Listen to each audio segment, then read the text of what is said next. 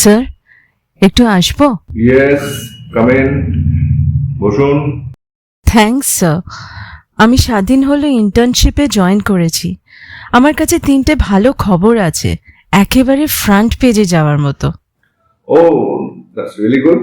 শুনি ম্যাটারগুলো কি তোমার ভালো খবর? হ্যাঁ স্যার, প্রথমটা হলো এক বয়স্ক মহিলা সারা জীবনের সঞ্চয় দিয়ে বানানো গরিবদের জন্য হসপিটাল। দ্বিতীয়টা হলো জাতি দাঙ্গায় নিজের সন্তান হারানো বাবার প্রতিশোধ স্পৃহা ছেড়ে দাঙ্গা বন্ধ করতে এগিয়ে আসা। আর তৃতীয়টা হলো জাতীয় পতাকার সম্মান বাঁচাতে। এক মিনিট, এক মিনিট। তুমি কি ভালো বলতে মানুষের ভালো বোঝাতে চেয়েছো আমাকে? আগে হ্যাঁ স্যার, আমি তো তাই বোঝাতে।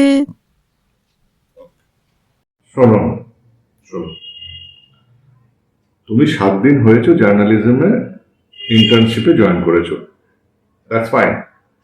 কিন্তু ছোটবেলা থেকে তো নিউজ চ্যানেল দেখছো, সংবাদপত্র পড়ছো। যাক, সেসব কথা। তোমার ইন্ডাকশন হয়নি এখনো? ইন্ডাকশন হয়নি। মানুষ আর মিডিয়ার মধ্যে যে পরস্পর বিরোধী অবস্থানটা, সেটা মাথায় ঢোকেনি এখনো। শোনো, মানুষের ভালো কখনোই মিডিয়ার ভালো হতে পারে না।